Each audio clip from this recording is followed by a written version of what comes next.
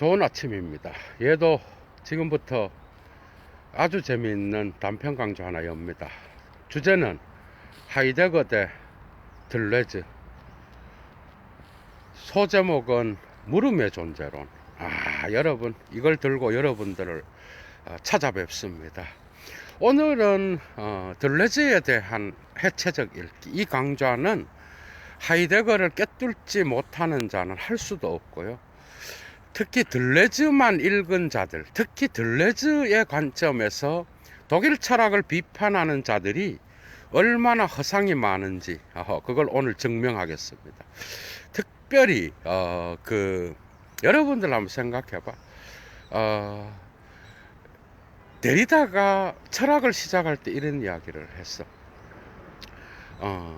특히 독일 철학의 칸트나 헤겔, 하이데거, 이런 철학자들, 이런 철학자들이 얼마나 삶과 괴리되어 있고, 그 다음에 또 얼마나 폭력적이고, 얼마나 독일 중심적인 그런 사유를 하기 때문에 자기는 이러한 철학을 해체하기, 거기 니체가 빠져 있어요.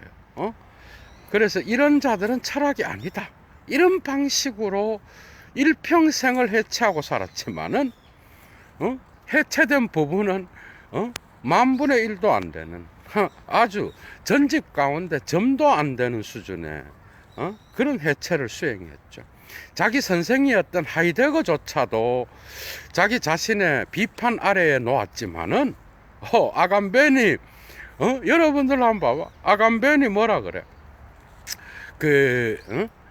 행간 마지막 장, 거기 각주에서 데리다의 차연의 철학은 하이데거를 해체한 게 아니라 그 구조 안에서 논다.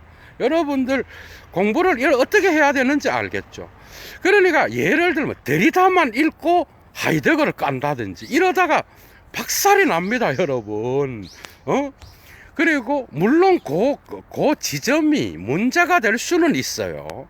그런데 데리다에 의해서 하이데거가 전복되었다, 이따위 소리를 하는 인간들은 1차 자료에 접근도 못한 인간이라는 것이 증명되는 겁니다, 여러분. 자, 그 다음에 오늘날 지적이 기관 없는 신체를 비판하면서 들레즈에 그 다음에 자기가 그걸 뒤집어 갖고 신체 없는 기관이라는 예도가 강조 하나 해놨어. 거기에 뭐라 그래? 네가 아무리 헤겔을 까더라도 너는 헤겔의 구조가 없이는 이런 책 자체를 쓸 수 없다. 그러니까 헤겔의 구조 안에서 너는 노는 것이다. 이런 주장을 하잖아, 그죠? 저는 들레즈의 작품들 중에 사실은 초기 작품이 제일 철학적입니다, 여러분. 철학자들은 환장하는 책이 들레즈의 차이와 반복, 그 다음에 의미의 논리, 그 뒤에 과타리와 만나서 했던 거는 약간의 어떤 철학하는 자들이 조금은 거리를 둘 수 있는 내용들이 있어요. 그런데 오늘의 주제에서 예도가 빼낸 거는 6페이지, 7페이지를 갖고 하이데거의 물음의 존재론을 까면서 재현의 철학으로 갖고 가는데, 마치 하이데거 데리다가 하이데거의 존재 개념을 까는 것과 같은 그런 느낌이 들어. 얼마나 가벼운지요. 여러분들 한번 그 장을, 이 강좌를 듣고 꼭 읽어보셔요. 그래서 여러분들의 공부 방식은 어떻게 돼야 되느냐? 가능하다면, 정말 어려운 시대입니다, 여러분. 어려운 시대이긴 하지만은 어떤 포스트 모던 철학을 읽고 독일 철학을 깠다가는요, 모더니즘을 깠다가는 거기에는 엄청난 허점이 존재한다는 걸 반드시 기억하셔요, 여러분. 오늘은 거기에 대한 것을 증명의 방식으로 예도가 들레즈에 대한 들레즈의 하이데거 비판에 대한 조목조목 따져가면서 해체적 읽기를 수행하겠습니다. 이 강좌 역시도 여러분들이 어디에서도 들을 수 없는, 대한민국에서 오직 예도 TV에서만 들을 수 있는 그러한 통찰을 여러분들이 발견하게 될 것입니다. 여러분 한번 생각을 해봐요. 물음의 존재론. 자, 그 주제는 차이와 반복 4장의 하나의 절의 제목입니다. 페이지는 정말 짧아요. 거기에서 그는 서구 철학이 가상과 들레즈는 가상에서 필증으로 가는 철학이었다. 그 안에 하이데거의 이름을 빼면서 언급하고 있는 철학자가 플라톤, 데카르트, 칸트, 헤겔이야. 피테까지. 그런데 그게 이제 거기에 들어가는지는 또 다른 문제야. 그러면서 물음이라고 하는 거를 이야기해. 글쓰기라고 하는 것. 그런데 거기에도 통찰이 있어요. 글쓰기라고 하는 것은 물음으로만 끝나는 거예요. 여러분 그렇지 않나요? 여기에 예도TV에 위대한 시인들과 문학 비평가들이 꽤 있는 걸로 알고 있는데, 여러분들 봐봐. 글쓰기라는 건 답이 없어요. 글쓰기는 답을 내리는 순간 곧바로 해체돼 버려요. 그러니까 어떤 사람이, 위대한 사람이 글쓰기는 이런 것이다 라고 말을 해도 그 글쓰기는 거기 그 정의에 다 포함될 수가 없어요. 사유도 마찬가지라는 거야. 오케이. 여기에서 이제 하이데거의 업적이 나타나는 거예요. 사유라고 하는 것도 결코, 그죠? 결코 어떤 대답이 주어질 수 없는 거예요. 사유란 무엇인가? 질문으로만 끝나는 거예요. 질문으로만 끝나는 거고, 그 사유는 어떤 대답이 주어졌을 때 그 대답을 해체하면서 아니다, 사유는 이런 것이다.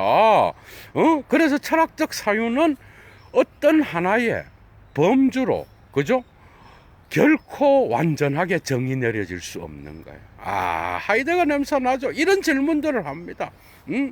그러면서 이제 하이데거의 물음의 존재론으로 접근하는 거예요. 이 제목 자체가 하이데거 거예요, 여러분. 그런데 여러분 봐봐. 인간도 그래, 인간도. 요거는 좀 설명이 필요해요. 예도의 하이데거 강좌, 단편 강좌에서 다양한 몇 개를 여러분들이 참조하시면 엄청난 도움이 될 겁니다, 여러분. 그러니까 인간이라는 것도 물음을 통하여 끊임없이 되어가는 존재야. 이게 하이데거의 주제야, 여러분. 물음이라고 하는 건 존재 물음이죠, 그죠? 그 존재 물음이라고 하는 거는 우리가 죽을 때까지 죽음을 향한 존재로서 태어나자마자 끝까지 진행되어 나아가는 거예요. 여기에는 가짜 실존과 진짜 실존이 나오는 거예요. 거기에서 끊임없는 죽음 앞에서의 고투를 통하여 자기를 찾아나가는 싸움, 이 두 개의 갈등 속에서 자기의 실존에서 존재 물음을 끝까지 던지는 게 바로 인간이라는 거예요. 그래서 폴 리케르는 그 해석의 갈등, 프로이트를 설명하는 부분에서 하이데거의 현 존재는 누구인가? 그 누구는 결코, 그죠? 물음으로서만 끝나는 존재라는 거야. 물음으로서만. 그러니까 답은 없는 거예요, 여러분들. 여러분들 죽을 때까지 여러분들의 자아에 대하여 답을 찾을 수 있어요. 위대한 하이데거의 업적입니다, 여러분. 그렇죠? 그러니까 여기에서 모더니즘 철학이 다 무너져 버리는 거야. 그러니까 주체가 결정되어 있는 게 아니라 주체는 존재자와 자기 존재의 존재론적 차이에 대한 질문을 통하여 끊임없이 자기의 되어감을 사유하는 거야. 그리고 실존 속에서 자기의 삶을 살아가는 거라고. 이게 하이데거의 주제라고. 어떻게 보면 헤겔 역시도 자아와 타자의 투쟁 속에서 끊임없이 그 자아의 자기 자신을 극복해 나가는 그 과정이라고 할 수 있어요. 이런 설명은 가다머가 자기의 진리와 방법 2부에서 하고 있는 이야기라고. 여러분들 생각을 해봐. 자기라고 하는 건 규정되어 있는 게 아니에요. 개방성이에요. 그래서 자기를 찾아나가는 과정, 존재 물음을 던지는 이 물음의 과정은 끊임없이 끊임없이 확정되는 게 아니라 차이를 향한 개방성이라는 거야. 야, 여러분, 이것까지는 둘레째가 탁월하게 분석하고 있습니다. 지금 요 차이에 대한 개방성까지는 마음에 들어. 지금 요거는 예도가 둘레즈 원문에는 나오지 않아요. 원문에는 나타나지 않는 거를 하이데거를 공부한 자로서 거기에 대해서 조금 더 설명을 덧붙여서 나아가고 있는 거야, 여러분. 차이를 향한 개방성, 그거까지는 마음에 좋아. 그런데 문제는 뭐냐? 이 존재와 존재자의 존재론적 차이는 재현의 철학이라는 거야. 여기서 이제 웃음이 나오는 거야, 여러분. 레프레젠타시옹의 철학이라는 거야. 재현은 여러분들이 알다시피 뭐야? 들레즈가 가장 싫어했던 개념이고, 들레즈는 이런 재현을 생성의 존재론으로 해체했던 자였죠, 그죠? 니체에 의존하여서. 그러니까 베르그송적 니체적 생성의 존재론은 결코 과거를 다시 하지 않는, 그리고 언제나 사건으로서의 새로운 창조를 이야기하는 거예요. 그런데 여러분, 그 작품에서 그 물음의 존재론이라고 하는 들레즈의 그 짧은 논문도 아마 에세이 정도, 여러분들 거기에서 나타나는 들레즈의 갈등을 여러분들이 읽어보라고. 결코 하이데거를 칸트와 헤겔과 같은 그러한 동일자의 철학에 접속시키지 못하고 있어요. 여러분, 거기에는 하이데거의 이름이 독특하게 삭제되어서 기가 막힌 방식으로 하이데거 철학을 긍정하고 있는 논문이에요, 여러분. 이걸 뒤집어서 읽을 줄 알아야 돼. 여러분, 다시 한번 접근을 해봐. 그래서 하이데거의 그 존재론적 차이는 용어 사용에 불과한 것이고, 차이의 개방성을 제대로 수용하지 못하는 재현의 철학으로 머물렀다라는 거예요. 오케이, 인정합니다. 다는 아니에요. 절반 정도. 하이데거의 철학에서 과거는 매우 중요합니다. 과거는 정말 중요해요. 마치 후기 하이데거로 가면서 이 재현의 철학이 다시 나타나는 것 같아. 왜? 존재는 언제나 있어 왔던 것에 또 다른 재현인 것처럼 나타나는 것 같아. 이건 아주 강력한 하이데거의 약점이에요, 여러분. 나도 여기에 어느 정도는 동의합니다. 그러나 하이데거는 가능성을 이야기하거든. 모든 과거는 나의 현 존재의 현 사실성, 그 현 사실성과 처해 있음은 언제나 그 현 존재의 이해에 의하여 새로운 기획투사를 통하여 엔트부얼프를 통하여 새로운 가능성으로 나간다는 것을 하이데거는 끊임없이 이야기하고 있거든요. 여러분 생각해봐. 우리의 과거는 사실 여러분 봐봐. 미래라고 하는 것도 과거로부터 나오는 거예요, 여러분. 미래라고 하는 것도 우리는 미래가 따로 있고 과거 미래 오늘 예를 들면 그런 거야. 나는 오늘 결단을 내렸다. 나의 과거와 단절하고 나는 새로운 미래를 향하여 나갈 것이다. 이런 게 다 개소리야, 여러분. 인간은 그렇게 될 수가 없어요. 인간은 언제나 자기 자신의 지금까지 있어 왔던 기재성으로부터, 자기 자신이 있어 왔던 과거로부터 자기를 길어 올리면서 미래에 대한 희망을 이야기하는 거라고. 희망이 왜 생겨? 여러분, 바울이라고 하는 그리스도교의 아주 정통 사도였던 그 바울이 뭐라 그래? 나는 뒤의 것을 잊어버리고 앞을 향하여 달려가노라. 여러분, 말은 좋죠. 말은 여러분 봐봐. 그 다음 뭐라 그래? 내가 달려갈 길을 다 끝내고. 이 바울의 어떤 그 고백들을 한번 읽어봐. 그러면 여러분들이 뭘 느껴?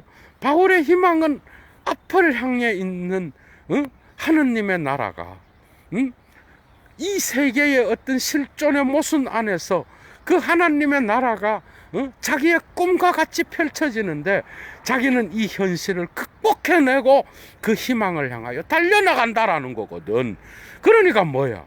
희망은 그 자신의 실존으로부터 나오는 거예요, 여러분. 이해가 돼요? 그게 한 희망이 따로 막 있어서 나의 실존을 다 단절했어. 그래서 과거로 단절하고 과거로부터 나의 현재의 현 존재를 결정하고 있는, 그죠? 그 결정성을 거부하고 끊임없이 미래를 향하여 달려나가지만은 그 과거는 영양사로서 끊임없이 그에게 영향을 미치고 있는 거예요. 그래서 바울은 나는 날마다 죽노라. 나는 그리스도 안에서 새로운 존재다. 여러분, 이런 고백은 왜 그게 은혜가 되고 왜 그게 하느님의 신에 대한 은총이 나타나는지 알아? 생각을 해보라고. 그거는 바로 딴 게 아니라 이 현재의 실존의 어두움, 이 현재의 실존의 모순, 그리고 신앙으로만 극복될 수 있는 기에르케고르의 도약 역시도 신앙으로만 도약할 수 있는 그 실존의 엄청난 무게가 그를 새로운 꿈을 꾸게 했던 거라고. 레닌이 러시아 혁명을 통하여 끊임없는 꿈을 꾸었을 때도 그 역시도 지금 현재 처해 있는 세계적 상황에 대한, 러시아의 상황에 대한, 유럽의 상황에 대한 그 실존의 어두움으로부터 꿈꾸는 자가 될 수 있었던 거야, 여러분. 이해가 돼요? 이것을 하이데거만큼 탁월하게 우리에게 가르쳐 준 자가 없어. 우리 인간의 미래는 결코 미래로부터 어떤 새로운 사건으로서 나타나지만은 이 사건은 미래로부터 현재로 파고 들어온다고 하더라도 그 현재의 과거를 완전히 삭제하지 아니하고 나의 그 인간의 실존을 함께 더불어 지배하고 있다라는 거야. 우리는 되어가는 존재야. 우리는 끊임없이 우리의 존재 물음을 통하여 우리의 현 사실성의 위치를 끊임없이 확인하고 나의 처해 있음을 끊임없이 새롭게 수정해 가면서 우리의 기획투사를 통하여 새로운 가능성을 통하여 존재 사건을 통하여 새롭게 나아가는 존재라는 거야. 이해가 돼요? 차이의 개방성을 향하여 하이데거는 이야기한 거예요. 그 개방성은 차이가 있는 거예요. 가다모한테서 그대로 드러나, 여러분. 우리의 텍스트 읽기는 언제나 동일한 텍스트 읽기라고 하더라도 언제나 우리는 저자와 다르게 텍스트를 읽는 거라고. 우리는 다르게 읽는 거야. 안더스. 다르게 어떤 텍스트를 읽고 그 차이를 긍정하는 거예요. 하이데거는 정말 오해하기가 쉬워요.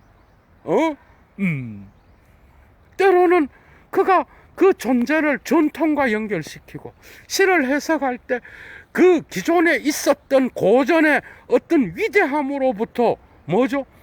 그 위대함의 진리가 현재의 해석자에게 재현되는 것과 같은 레프레젠타시옹의 철학을 수행한다라고 생각할 수 있다라는 거예요. 그렇죠. 우리는 그렇게 생각할 수 있어요, 얼마든지. 그러나 거기에 포섭되지 않는다는 거예요. 그러니까 차이의 개방성을 긍정하는 철학.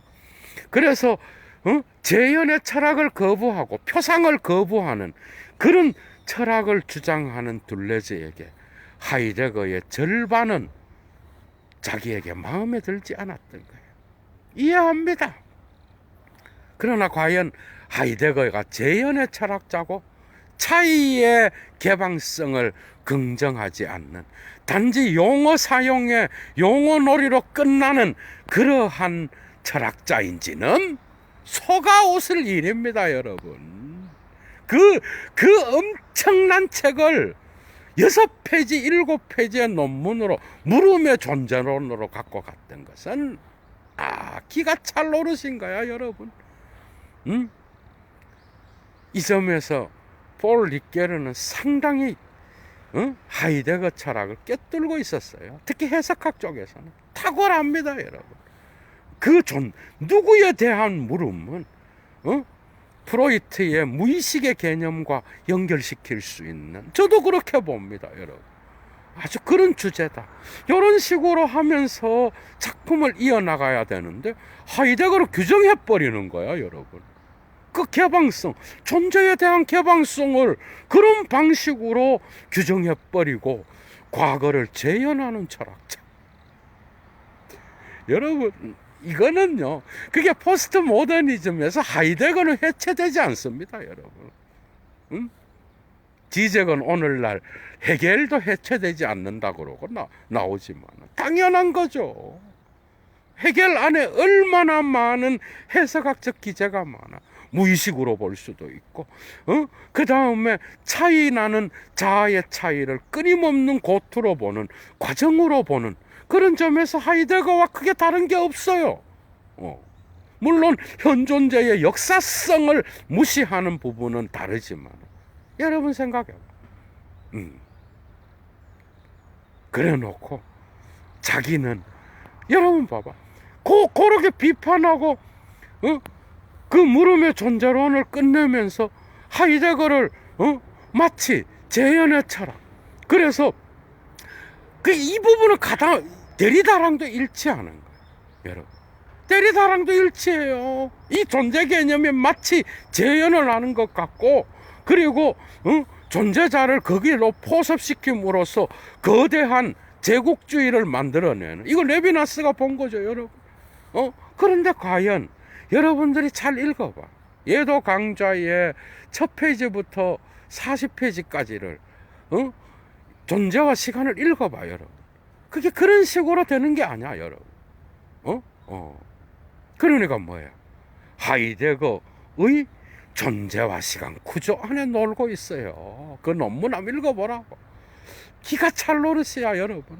그 짧은, 그러니까 들레즈만 하는 사람은 들레즈를 딱 읽고 하이데거를 고래 얘기한다고. 그런데 여러분 봐봐, 존재와 시간을 읽고 들레즈의 그 논문을 읽어봐.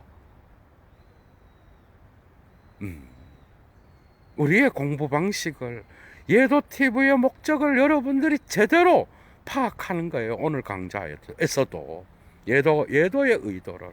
쉽지 않습니다, 여러분.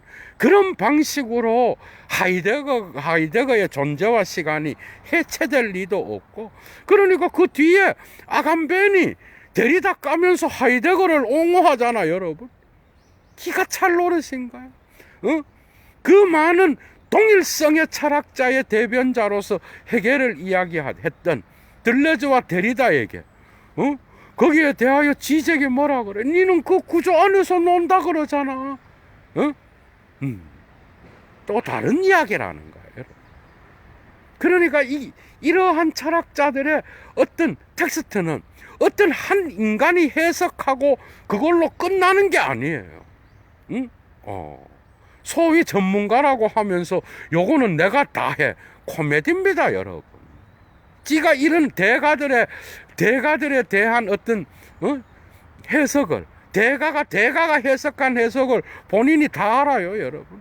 앞으로도 여전히 이러한 고전들은 개방성에 열려 있는 거예요, 여러분. 사유는 영원히 규정되지 않습니다. 글쓰기도 영원히 규정되지 않아요. 그죠? 그거는 대답이 불가능한 거예요. 인간도, 나 자신도 영원히 규정되지 않습니다. 우리가 죽음 앞에 있다고 하더라도 나의 주체는 끊임없이 되어감을 마쳤을 뿐, 그것으로부터 나의 탄생까지를 이야기할 수는 있어도 어느 누구도 그 하나의 관점에서 그 한 인간의 되어감의 과정을 규정할 수 없는 거예요. 나는 누구인가? 현 존재는 누구인가라는 그 질문은 사유가 규정될 수 없고 글쓰기가 규정될 수 없듯이 우리 역시도 오늘 이 시간 새로운 존재의 역사 가운데에서 우리의 실존 가운데에서 우리의 삶을 살아가면서 그 삶과의 조화 속에서 때로는 운명이 나를 먹기도 하고 때로는 운명에 저항하기도 하고 이 두 가지의 새로운 삶의 부침 속에서 나는 되어가는 존재야. 이게 하이데거예요, 여러분. 우리는 그래서 물을 수밖에 없는 존재. 그러나 대답하기에는 대답은 왜 끝이 나지 않는 거야? 대답으로 끝났다 그러면 물음이 필요 없는 거야. 이 해석학적 순환은 죽을 때까지 계속된다라는. 그래서 물음의 존재로는 그죠? 과정에 있는 거예요, 여러분. 언제나 새로운 사건으로 있는 거예요. 이 부분에서 저는 확신합니다. 들레즈는 결코 그 짧은 논문으로 하이데거를 또 다른 논문에서 나쁜 주사위 놀이를 하고 있는 자라고 백날 이야기해도 그의 논지는 하이데거 용어를 답습하고 있으며 결코 하이데거를 해체하지 못하고 있다는 거. 여러분들 반드시 기억하시고요. 어떻게 철학함이 나의 삶을 지배하고 나의 삶과 연결되는지를 반드시 고민하면서 이런 대가들의 사유에서 이러한 읽기의 가벼움과 읽기의 무거움 함께 고민하면서 철학 대가들의 책들을 읽어야 된다라는 거예요. 여러분 이해가 돼요? 그러니까 예도가 하는 말이 그건 거야. 나는 누구? 아이고 그 한 사람이 대가를 다 해체할 수가 있나요, 여러분? 말도 안 되는 얘기야, 여러분. 여러분 봐봐. 지금 디지털 세계에서 예도는 아마 제도권에서 떨어져 있고 앞으로도 모든 과정들이 끝난다고 하더라도 예도는 제도권 밖에 있을 거예요, 여러분. 디지털 시대가 아니었다면 여러분들은 예도의 강좌를 들을 수 없어. 예도도 강좌를 할 수가 없어. 그냥 책이나 몇 권 쓰다가 죽었을 거라. 여러분들 봐봐. 그런데 여러분들 봐봐. 이 디지털 시대를 열었던 아인슈타인 이후의 양자물리학 이후에 엄청난 미국의 실용주의에 의하여 만들어진 디지털 세계.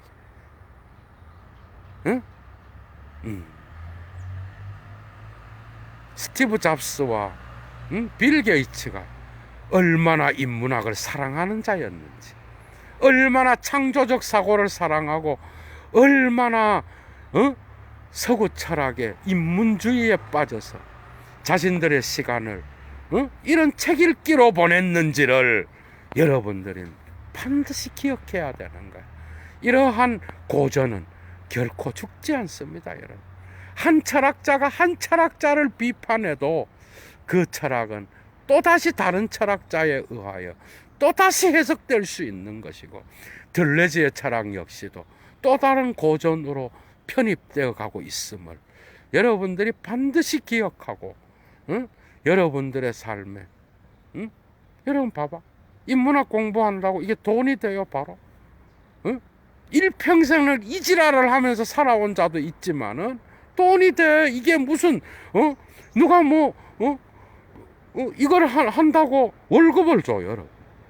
그러나 공부를 하다 보면은 이 엄청나게 많은 양들을 소화를 해야 되고 일평생을 해도 수박 그달기밖에 안 되는 이런 끝없는 인문학과의 싸움이 과연 여러분들 지금의 자본주의 사회에서 여러분들 생각을 해봐.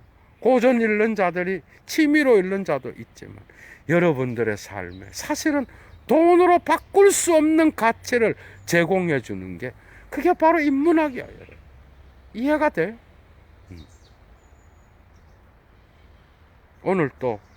오늘의 강좌도 여러분들의 삶에 적용시키면서 또 다른 창조적 사고, 그리고 여러분들의 삶을 돈과 그리고 정치와 그 다음에 특정한 이데올로기에 받치지 않고 깨어있는 자로서 오늘 또 살아가는 주체적 인간, 노마드와 같은 인간, 니체의 초인과 같은 인간, 진정한 인간, 너무나 인간적인, 그리고 인간을 사랑하는, 그래서 또 다른 인간과의 관계에서 그 인간들을, 타자들을 행복하게 해줄 수 있는 그런 인간으로 거듭나는, 나 자신을 돌아볼 수 있는 거울로서의 고전 철학들이 지금도 여러분들에게 말할 수 없는 가치로 다가오고 있다는 것, 여러분들 인정하시죠?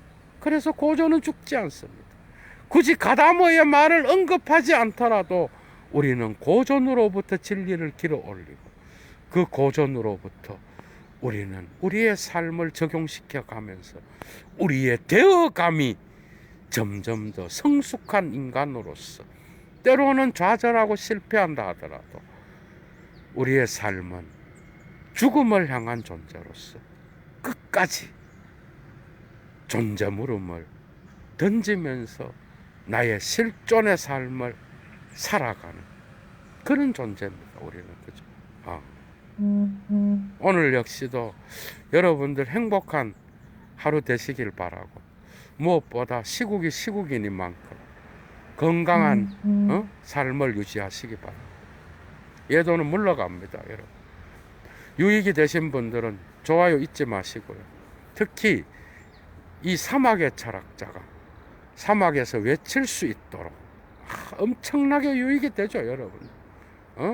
예도의 고전 강좌를 꼭 가능하신 분들은 많은 분들이 후원해 주시기 바랍니다. 주스!